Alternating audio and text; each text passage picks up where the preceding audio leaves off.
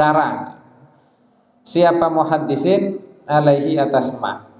Jadi sebenarnya yang dimaksud kalimat itu adalah A, tapi dia menginginkan maksudnya B, sehingga dikarang-karang. Enggak boleh muhaddis model seperti itu. Wallahnu dan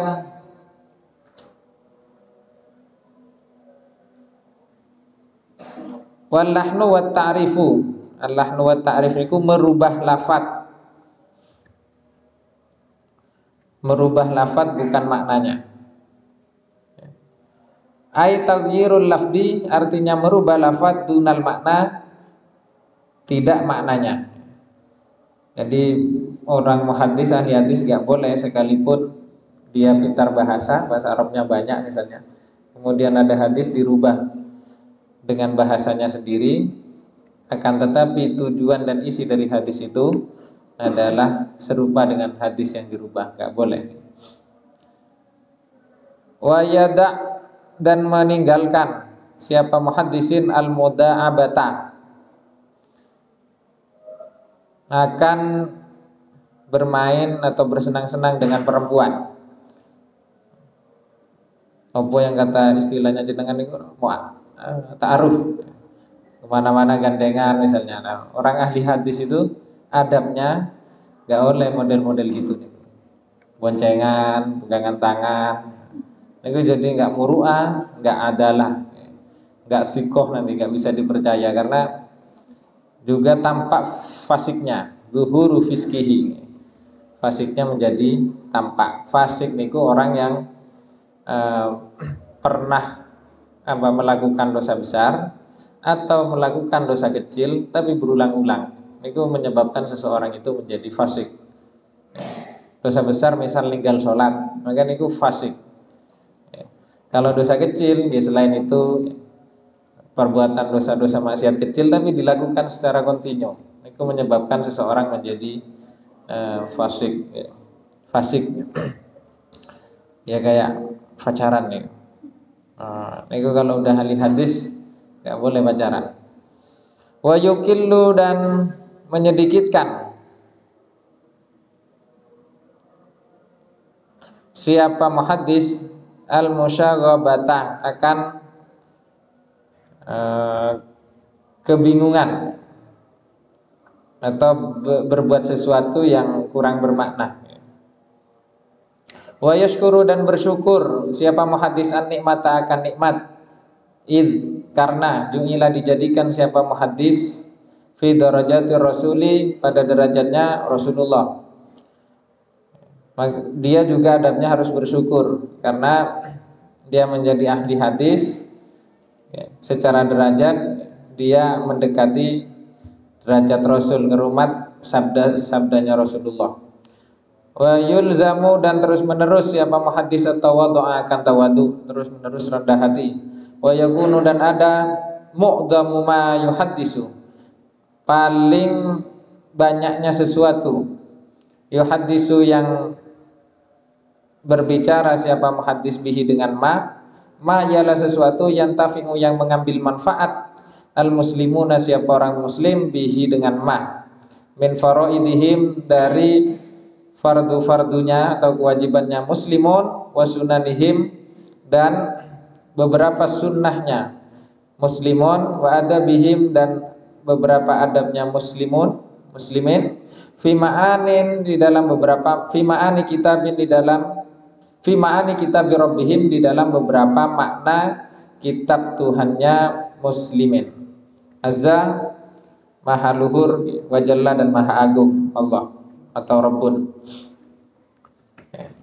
Dan dia perbincangannya itu orang ahli hadis memperbanyak perbincangan-perbincangan yang umat muslim niku butuh terhadap perbincangan itu atau pembahasan itu. Misalnya membahas tentang apa yang wajib bagi orang muslim, apa yang sunnah, termasuk juga membahas tentang adab-adab yang itu terkandung dalam Al-Quran. Wala yahmilu dan tidak membawa siapa muhaddisin ilmahu akan ilmunya muhaddisin ilal wuzara'i ke beberapa perdana menteri. Wala yusha dan tidak datang atau Okay. Wala yausha dan tidak datang mendatangi siapa muhaddisin abwabal umara akan beberapa pintunya umara pemimpin. Fa inna dzalika karena sesungguhnya itu yazri. Fa inna dzalika karena sesungguhnya itu yahmilu ilmahu ilal wuzara ilahirihi yazri ialah hina apa dzalik bil ulama'i bagi ulama, atau yazri azra yazri menghinakan apa dzalik bil ulama'i kepada ulama. Karena ahli hadis kemudian itu dijadikan senjata agar bisa mendekati perdana menteri, menteri-menteri pertahanan, menteri Menko Polhukam, karena punya keahlian kemudian ingin memiliki kedekatan, memanfaatkan keahliannya, ilmunya itu, atau wala yausha abwabal umara untuk datang. Artinya ilmunya itu kemudian ingin misal ditukarkan dengan jabatan, dengan kebahagiaan-kebahagiaan dunia dalam kepemimpinan, dan itu akan menghinakan kalau dia datang ke ulama, ke menteri-menteri dengan tujuan itu. Wa yudhibu, dan menghilangkan apa zalik baha ilmihim akan bagusnya atau indahnya ilmunya ulama. Idza hamaluhu apabila membawa atau menjadikan siapa mereka ulama hu akan ilmu ila mulukihim kepada raja-rajanya ulama wa mayasirihim dan konglomeratnya ulama. Itu kalau ilmunya dibawa karena ingin jabatan atau ingin kekuasaan atau ingin kekayaan, ditukarkan dengan itu maka menghinakan, keindahan ilmunya hilang. Wala yuhaddisu dan tidak bercerita siapa muhaddisin bima dengan sesuatu la ya'lamu yang tidak mengerti siapa muhaddisin hu akan ma fi aslihi di dalam asalnya atau keaslian hakikatnya ma. Dia nggak boleh cerita-cerita padahal belum mengetahui kenyataan yang sebenarnya atau fakta yang sebenarnya seperti apa. Nggak boleh, harus di cross check dulu baru disampaikan. Wala yuqra'u dan tidak dibaca alaihi atas muhaddis ma apa sesuatu la yaro yang tidak melihat siapa muhaddishu akan ma fi kitabihi di dalam kitabnya muhaddis. Wala yatahaddatsu dan tidak bercerita siapa muhaddis idza quri'a apabila dibacakan alaihi atas muhaddis. Wa yuhadziru dan berhati-hati siapa muhaddis ayyadkhula atau khala yudkhilu ayyudkhila akan hanya memasukkan siapa muhaddis hadisan akan hadis fi hadisin di dalam hadis yang lain. Berhati-hati takut ada campur aduk antara hadis satu dengan hadis yang lain. Ada butalibil hadis. Adapun ini adalah beberapa adab bagi orang yang mencari hadis. Yaktubu menulis siapa talibul hadil al-masyhur akan hadis yang masyhur, wala yaktubu dan tidak menulis siapa talibul hadis al-gharib akan hadis yang gharib. Yang ditulis oleh orang-orang yang sedang mencari hadis adalah hadis yang masyhur, yang gharib tidak ditulis. Wala yaktubu dan tidak menulis siapa talibul hadis al-munakira akan hadis-hadis mungkar. Wa yaktubu dan menulis siapa talibul hadis anisikoti dari orang adil bersama. Jadi riwayat-riwayat diteliti, kalau adil baru hadisnya ditulis. Wala yaghlabuhu wala yaghlibu wala yaghlibuhu dan tidak mengalahkan hu akan muhaddis syuhratul hadis siapa masyhuri hadis ala qarinihi atas temannya muhaddis. Wala yushgilu dan tidak menyibukkan hu akan muhaddis talabuhu apa mencarinya apa mencari hadis. Talabu apa mencari, talabuhu apa mencarinya muhaddis an muru'atihi dari muru'ahnya muhaddis wa sholatihi dan dari sholatnya muhaddis. nyari hadis juga tidak melalaikan dia dari kewajiban-kewajiban yang pokok seperti sholat, kemudian juga harus menjaga sifat muru'ah. Wayat jatanibu, dan meninggalkan atau menjauhi siapa muhaddis al-ghibata akan ghibah, nggak banyak ghibah, ngerasani, ngomong-ngomong bicara kejelekan orang. Wayan situ, dan diam siapa muhaddis lisimai atau lisamai untuk mendengarkan. Tolibul hadis ya.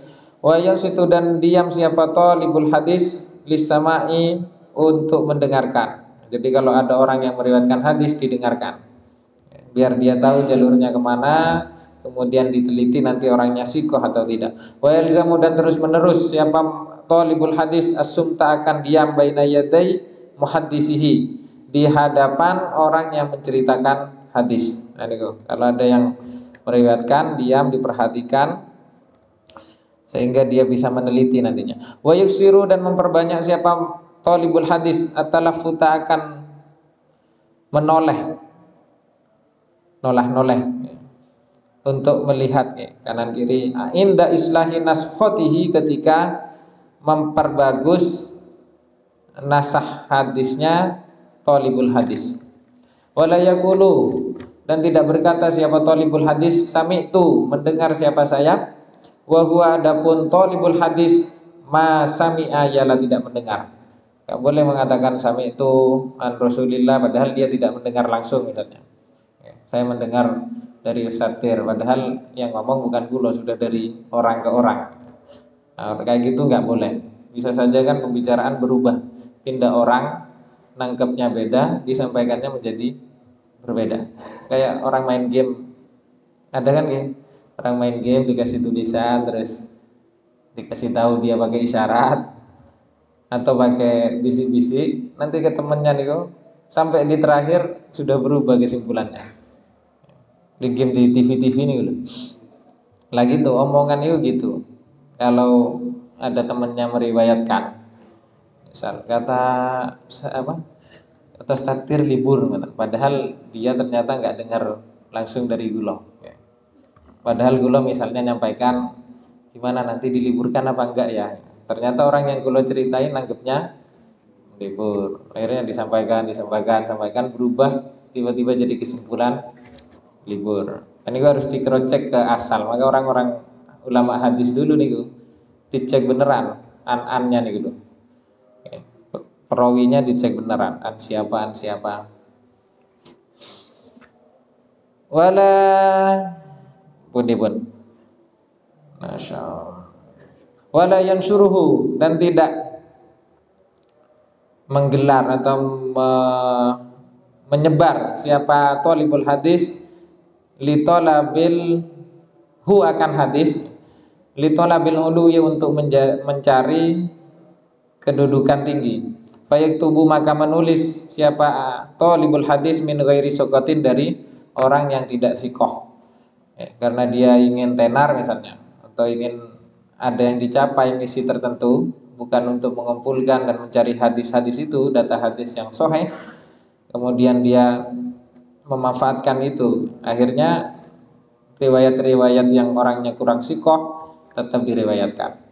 Wa yulzamu, dan terus menerus siapa talibul hadis ahlal ma'rifati, akan ahli ma'rifat, bil hadisi, dengan hadis, min ahli dini, dari ahli agama. Wa la yaktubu, dan tidak menulis siapa talibul hadis aman, dari sesuatu la ya'rifu, yang tidak mengetahui, man siapa man al hadis akan hadis, minas solehina, dari beberapa orang soleh. Dia juga nggak boleh menulis hadis dari orang yang tidak paham hadis. Adabul katibi, ini adalah adabnya, beberapa adab tentang orang yang menulis. Notulen sekretaris nomor sekarang. Ya notulen itu ya. Notulen katib. Yang pertama husnul khoti, ialah bagus tulisannya. Kalau mau jadi notulen, tulisannya sing api. Apalagi yang ditulis misalnya ayat, hadis, maka dia harus bisa khot. Ngerti kalau sin misalnya perutnya niku di bawahnya garis, nanti ditulis rata dengan paling bawah. Ba misalnya diratakan sama itu, akhirnya titik-titiknya sinnya niku di atas apanya niku, jeriginya niku lho. Pokoknya harus sesuai dengan kaidah khot kalau mau jadi katib penulis. Nah sekarang niku sudah nggak pakai pena, udah pakai komputer. Berarti dia mengerti, minimal paham tentang font-font resmi, harus pakai Times New Roman, paham kaidah-kaidah itu. Wujudatul biri, bagus ujung pennya, ujung pensilnya bagus, karena dulu nulisnya dari pena, maka dia harus membaguskan agar tulisannya bagus.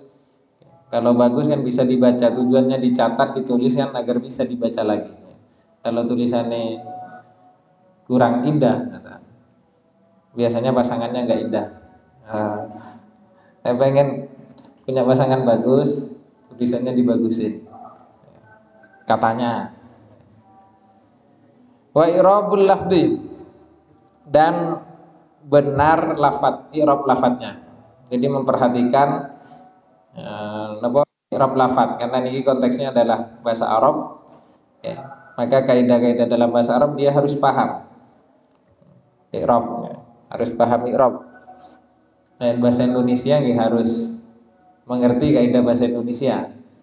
Misalnya kayak ada, kulo sering menemukan di tulisan-tulisan itu, misal dikatakan sama di masjid, penulisannya sama-sama dipisah.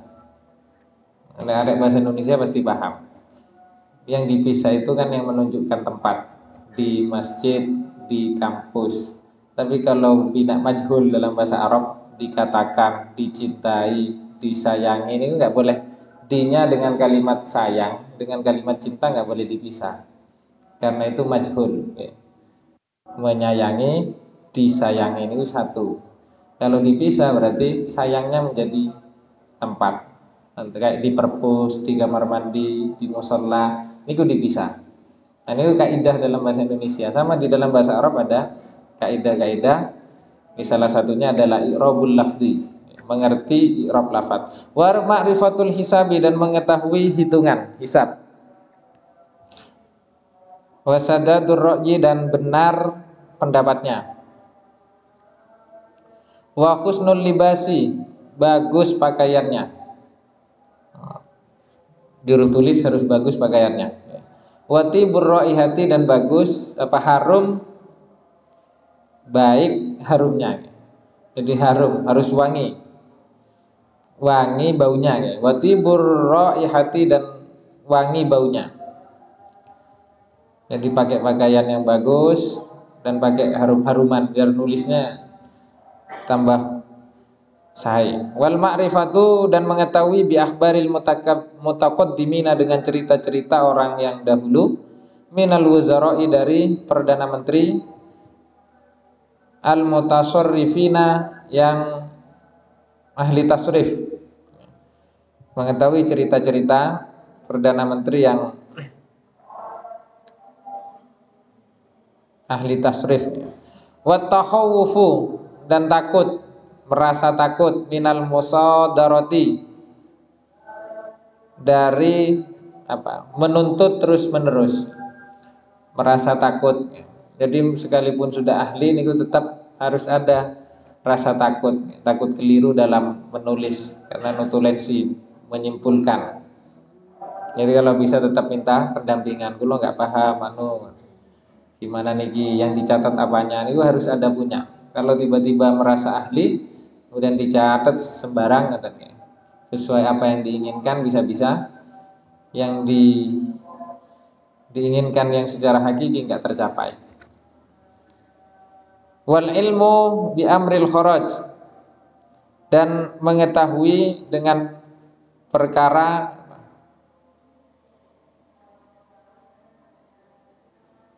weton bumi.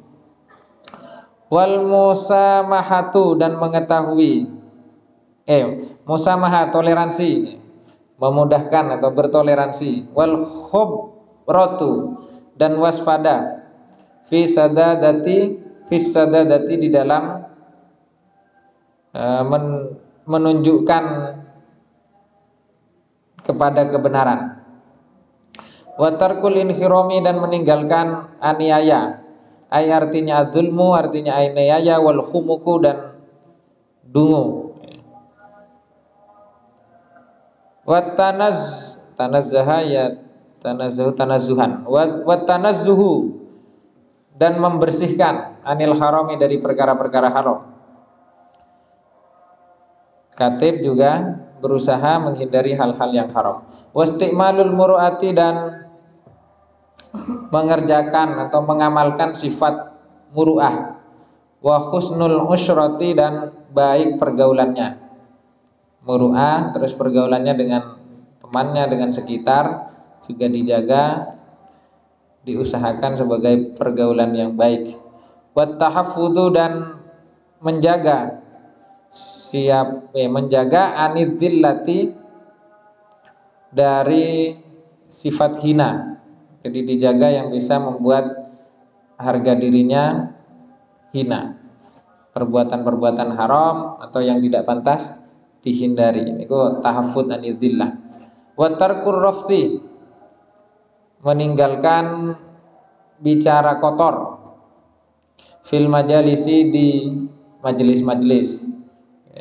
Enggak bicara kotor, misu-misu, ahli katib, enggak, sekalipun komputernya misalnya error, bersabar.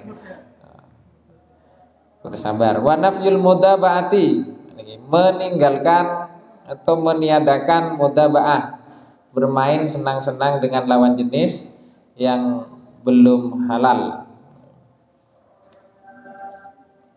Mana-mana kalau sudah jadi katib enggak boleh, sekretaris sudah tidak boleh pacaran. Wal muhadatsatu dan berbicara,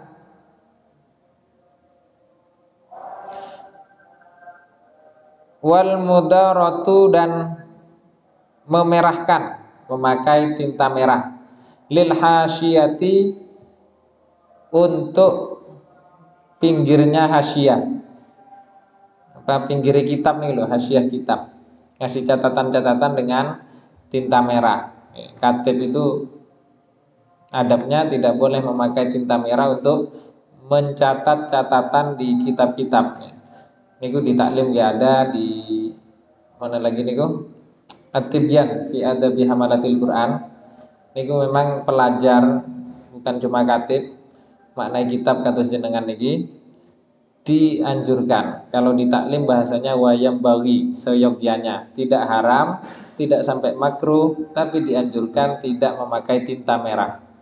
Satu alasannya ulama niku, tinta merah niku dulu sering dipakai ulama filsuf, bukan ulama salah. Orang-orang filsafat niku kalau nulis pakai merah. Kedua, merah niku menandakan amarah, kata ulama. Amarah, terus bentakan, membentak, dan itu pakai merah. Yang tinta merah dilepas sekarang. Jadi merah. Bahkan di Indonesia niku ada diatur juga tinta, pemakaian tinta di lembaga pendidikan niku yang merah niku yang diperbolehkan hanya bagi guru ketika ngoreksi soal dari salah apa tidak nih loh, seret diginikan atau ngasih nilai niku. Tapi yang dianjurkan paling baik adalah tinta hitam. Biru masih toleransi. Dan biasanya biru niku dipakai kepala sekolah. Cuma tetap yang paling resmi adalah tinta hitam. Nah, jadi dengan maknai kitab niku usahakan pakai yang warna hitam. Yang merah iki wal mudaratu lil hasyiyah. Kurang beradab bagi orang yang nulis pakai tinta merah. Ada juga, dari kula lupa di mana, tapi dulu pernah disampaikan katanya merah niku bikin cepat rambun karena warnanya tajam. Nah, jenengan kan ahli mutolaah, jadi maknanya kan dibaca lagi, tinta itu akan dilihat lagi. Nanti takutnya berakibat pada rabunnya mata karena warnanya terlalu mencolok. Adabul wa'idi, adapun ini ialah adab al-wa'id, tukang pidato, tukang ceramah, atau orang yang senang ngasih mauidhah hasanah, nginget-ngingetin, gak harus tukang ceramah. Ada kan teman jenengan senengane ngingetin terus mana-mana ceramah gitu, gerak dikit ceramah. Ada ya? Nah, ada adabnya nih, mau ngingetin ada adabnya. Tarkut takaburi, yang pertama adalah meninggalkan kesombongan. Orang yang mau jadi mubaligh atau penceramah atau pidato atau mengingatkan, ahli ngingetin, nego tidak boleh sombong. Nanti karena dia tukang ceramah kemudian sombong, atau tukang pidato sombong, nego keliru dalam adab. Wah, aku ini lek nyeramai orang semuanya tunduk, semuanya dengerin dan bisa berubah semua. Jangankan orang, makhluk kasar, makhluk halus pun misalnya ini sombong. Yang merubah tetap Allah nih. Yang wa'id niku ya cuma perantara. Fa innaka la tahdi man ahbabta, mana? Fa innaka la tahdi man ahbabta. Allah niku negur Nabi Muhammad bahwa Nabi Muhammad itu tidak bisa ngasih petunjuk sekalipun kepada orang yang dicintai. Yang bisa merubah ya hanya Allah. Tugasnya pengurus niku misal ada yang jarang dirosa, ya cuma ngingetin. Ada yang jarang jamaah, tugasnya ngingetin. Hidayah yang bisa merubah tetap dari Allah. Gak bisa ngaku-ngaku. Karena kulo organisasian misalnya, anak-anak jadi tertib, atau karena saya kurikulum, anak-anak kulo tertibkan semua, presensi kulo cek setiap hari. Alhamdulillah. Dan ini anak-anak berkat saya. Itu keliru adabnya, takabur nih. Jadi jangan merasa apa yang dihasilkan itu kemudian adalah upayanya sendiri. Hadza min fadli rabbi. Ini adalah anugerah dari Tuhan. Gak bisa kita merubah orang untuk membuat orang senang, itu gak bisa. Wa dawamul haya'i, dan terus menerus malu, memiliki rasa malu, min sayyidihi, kepada Tuhan ya. Tuhannya wa'id, wa idharul faqati, dan menampakkan rasa butuh atau kefakiran ila khaliqihi, kepada zat yang menjadikan atau menciptakan wa'id. Terus-terus merasa malu pada wa'id, malu ingetin orang diri ini sudah menjalankan apa belum. Kemudian juga menampakkan rasa fakir, rasa butuh kepada Allah. Jadi sekalipun mengingatkan itu ya tetap butuh bantuan Allah agar orang-orang yang menerima mauidhah hasanah itu bisa menjalankan, bisa berubah ketika mendengar apa yang dia ceramahkan, pidatokan. Jadi tetap harus ada kekuatan dan campur tangan Allah. Wa syahwatul manfaati, dan senang bermanfaat, limustamihi, bagi orang yang mendengarkan. Wal izra'u, dan merasa hina, ala nafsihi, atas dirinya wa'id, lima'rifati aibihi, karena mengetahui aibnya wa'id. Orang yang ahli ceramah pidato tetap harus merasa hina dirinya karena dia mengetahui aib-aib dirinya. Setiap orang punya aib. Kalau ditampakkan itu orang lain, kita akan malu. Orang lain bahkan mungkin juga nggak senang kepada kita. Tapi baiknya Allah, aib-aib kita itu ditutupi. Itu baiknya Allah. Setiap orang, termasuk gula, punya aib yang tidak diketahui oleh orang lain. Yang tahu hanya diri kita. Nah, makanya nggak boleh merasa takabur kita niku. Entah nopo aibnya, masing-masing orang itu ditutupi oleh Allah kemudian aibnya. Kelihatannya sabar, padahal di tempat lain misalnya marah-marah. Niku yang tahu kan kita. Atau kelihatannya nggak ngerasani atau nggak dendaman, tapi rasa dendam kan nggak bisa tampak kadang. Yang dendam cuma hatinya, dan itu yang tahu kan kita. Nah, itu aib-aib itu ditutupi oleh Allah dengan sifat Rahman Rahimnya, karena baik nggak ditampakkan. Kalau ditampakkan wajah-wajah kita paling hitam. kejelekan-kejelekan misal ditampakkan, tapi Allah baik, ditutupi oleh Allah. Karena kita hanya yang tahu terhadap aib kita, maka kita harus terus-menerus merasa hina. Wan nadru, dan melihat, ilal mustami'ina, kepada orang-orang yang mendengarkan, ilaihi, kepada ain, bi ainis salamati, dengan pandangan keselamatan. Melihat jamaahnya, melihat mustami'in, hadirin itu dengan pandangan keselamatan. Wa husnudzanni, dan baik sangkanya, bihim, terhadap mustami'in, bibatinid diyanati, dengan batinnya agama. Selalu baik sangka, enggak buruk sangka. Hatinya bagus, melihat orang itu dengan pandangan-pandangan yang baik, enggak buruk. Wal iyasu, dan putus asa, minhum, dari mustami'in, tolaban, karena mencari, lisyanati, untuk menjaga, penjagaan. Warifku, dan lemah lembut atau belas kasih, bitaktibi, dengan mengajarkan tata krama. Lemah lembut kalau pidato, ya. Pidato kok takbir dan menghancurkan warung, enggak. Ya, jadi harus belas kasih, ngingetin itu ya. Wal atfu, dan lemah lembut juga halus, alal mubtadi, atas orang yang baru belajar. Ya, ada orang baru belajar, ya, dihalusi, jangan dikasari. Wa tiqadu fi'lima, dan meyakinkan, mengerjakan sesuatu yang yaqulu, yang berkata siapa wa'id. Dia apa yang dikatakan itu ya harus dikerjakan. Kabura maqtan indallahi an taquluna 'alallahi ma la taf'alu. Orang yang dosanya besar itu orang yang hanya bisa bicara tapi tidak bisa melakukan.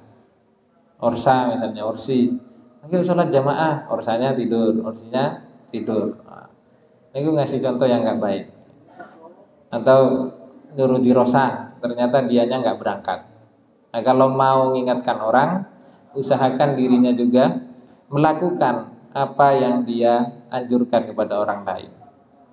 Tapi sekalipun gitu, jangan berhenti untuk mengingatkan. Kemarin gue sampaikan, barangkali kita belum mendapatkan pahala dari mengerjakan suatu kebaikan, tapi kita mendapatkan pahala dari menganjurkan orang melakukan kebaikan.